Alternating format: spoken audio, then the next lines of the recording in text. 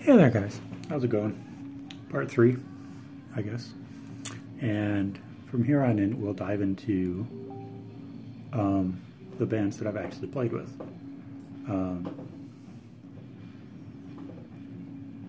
That's hilarious. Sorry, got distracted. Facebook. So I played all through high school with what we were calling the Gabriel Hoffman Trio. And I do audio of that as well, and video. I know last time I was saying that Gabe left Music Tech early to go to Berkeley. I actually played on his demo that got him into Berkeley. Still don't know how that worked because the production is not that great. Playing is good, production not that great. Maybe I'll put that out at some point. I'm sure Mr. Hoffman wouldn't mind. But, so then we get to get down to Music Tech. And for those that don't know, Music Tech developed into McNally Smith College of Music in St. Paul, who just recently closed. But when I was going there, it was in downtown Minneapolis, in the Warehouse District on 3rd and Washington, kitty corner from Deja Vu. So yes, that's where I got my Hager education. Great place. It was. The teachers were great and everything, but location, not so good. So, after graduating high school, I was saying how I moved in with Michael Carvalli and this guitar player named Darren French. We went to school, we got a duplex over Northeast, and moved in there. Michael, joined what I kind of perceived as a high school like punk band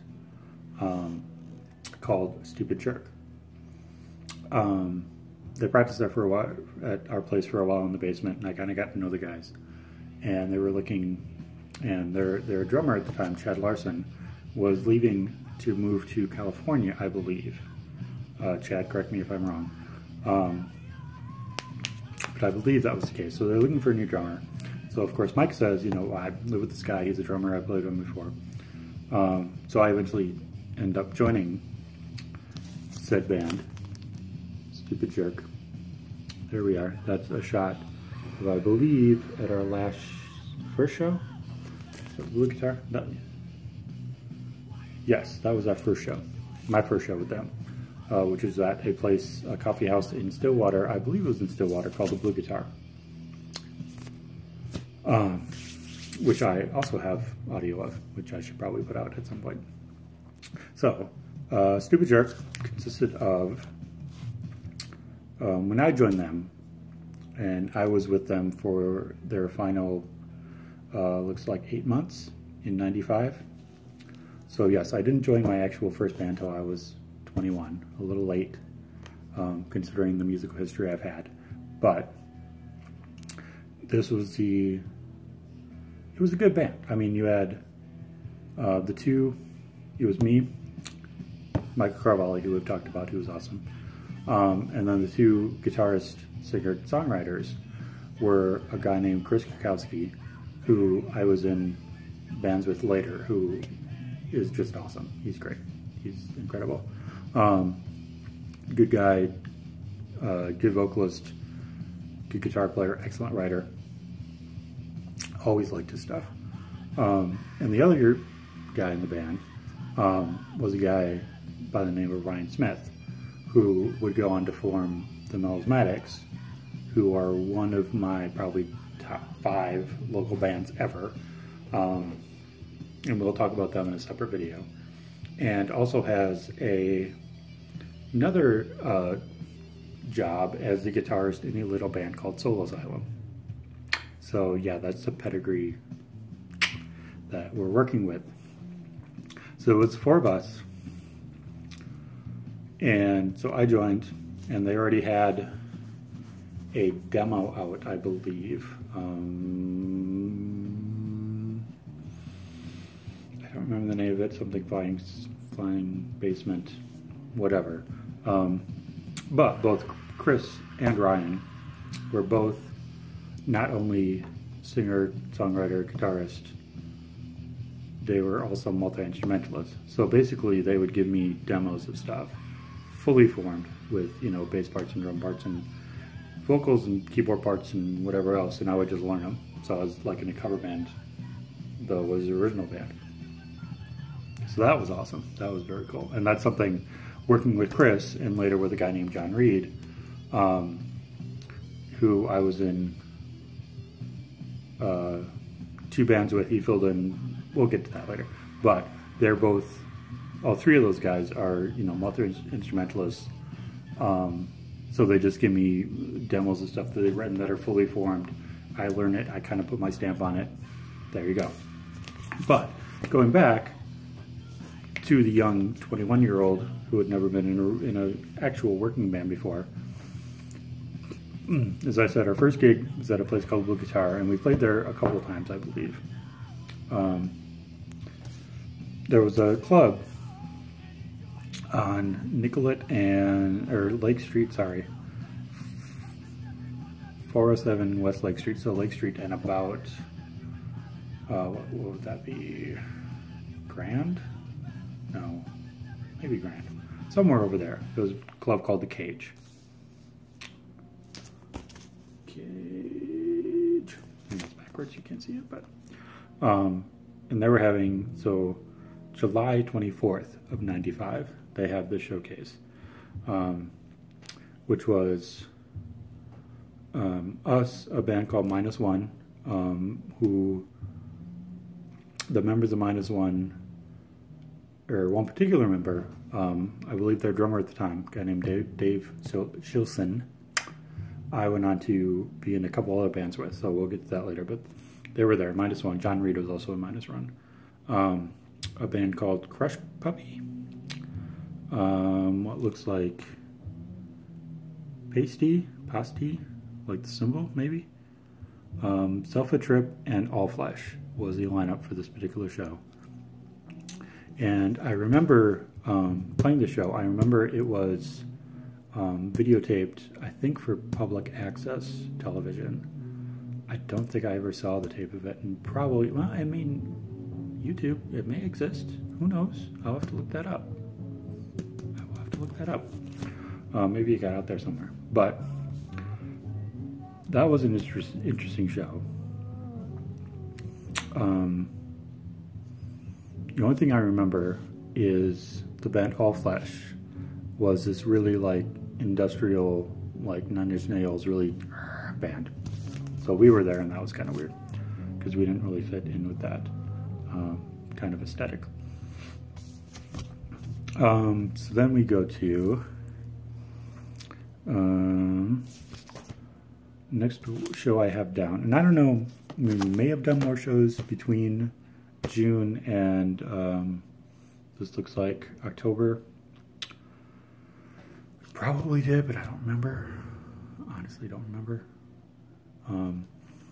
But we started doing all these Minneapolis club new band nights. So we played The Entry, we played The Fine Line, we played The Caboose, all these new band nights, which was cool. It was on, you know, a Tuesday or Wednesday night, and there'd be, you know, however many bands, and, you know, we'd just get up there and do our thing. But that was getting our name out there. And so here we are. It looks like October 17th, 7th Street Entry. Okay, you can read that. Stupid Jerk and the Crones in The Entry. Look who's in the main room. It's Danny DeFranco, which is probably why there was no one at that show. Thing I remember about that show is I believe it was my first time in The Entry, because I didn't go to a lot of shows back then. And I remember there being really no one in there as far as like personnel, like first app personnel, and we kind of helped ourselves to the bar. That's what I remember. I was not a drinker then, even though I was 21, so I probably just had, you know, Coke or whatever. But the fact that we were able to just kind of wander behind the bar and get what we wanted was kind of odd. And, you know, looking at the set, it's pretty typical. of what we were doing. Can't even read that, but you know, a little 12 song set. So the next show that I have down is November 20th. Still would have been 90th. This is all in 95. November 20th at the Fine Line. Great room. Nice place to play if you can get in there. Of course, they've redone it since then, and I've seen a bunch of shows there, and it's still a nice fucking room. It feels bigger than what it is.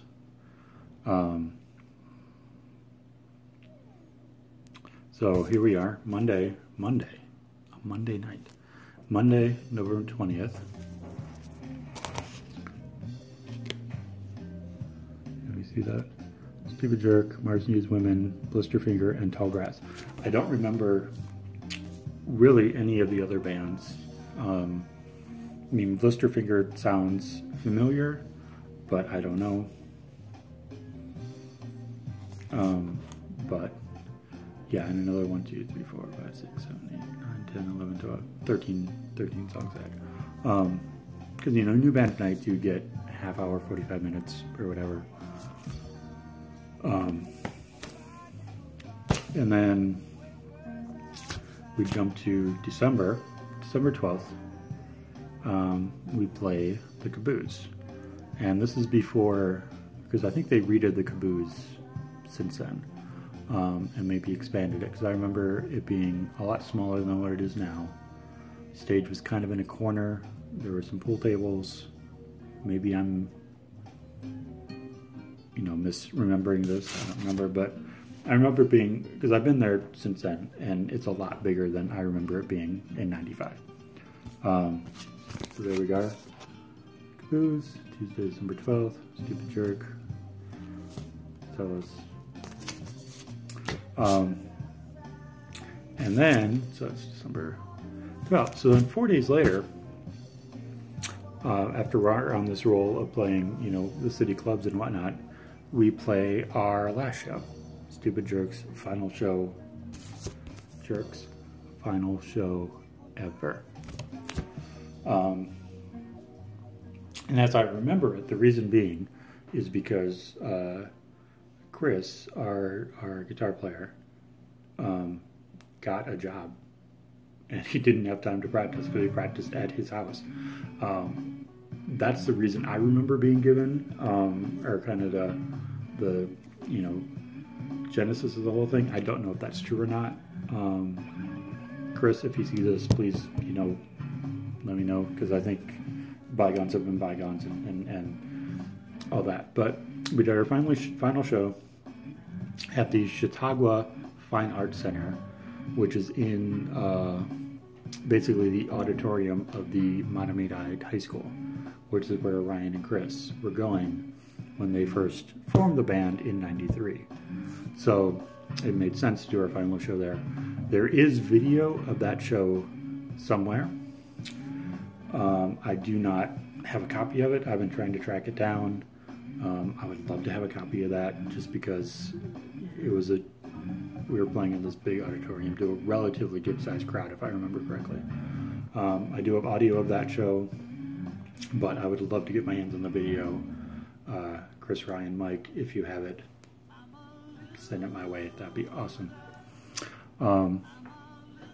So that was the final show, December 16th, 95. And it's a longer show. 23 tunes on the set list there. So yeah, that was a good long show. Not all, the audio does not have all these songs. It has parts of some of those songs. So yeah, that was my first band, Stupid Jerk, which I'm still extremely proud to be a member of. It was a great band. They're great guys. I still talk to them on occasion. I haven't talked to Chris in a while, but we're Facebook friends, and hopefully we'll be able to get together at some point. That'd be awesome, just to kind of catch up and see how he's doing, because I mean, the dude's a genius. He really is. And whenever the Melismatics play, I try to go and catch up with Ryan. He's major busy though, you know, But you know, I try to do what I can. And Mike, I haven't seen that much. I surprised him actually at a show.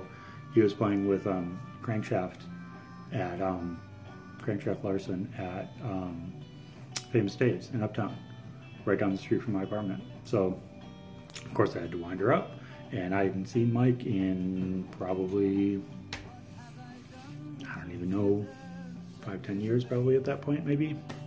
It had been a while. And I just kind of strolled up and said, hey, how you doing? And we chatted, and it was good. And so hopefully I will see him again. I know he's always liked playing around.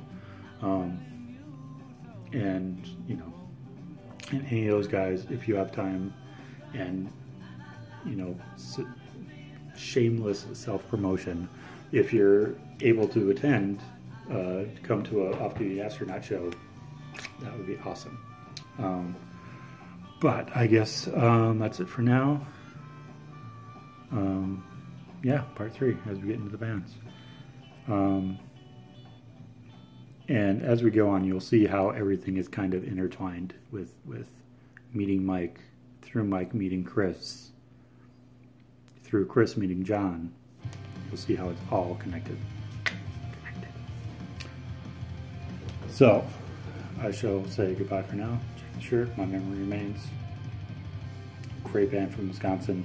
I will do another video on them later because I think they're awesome and everybody should get their stuff and see them if you can. Hopefully they'll be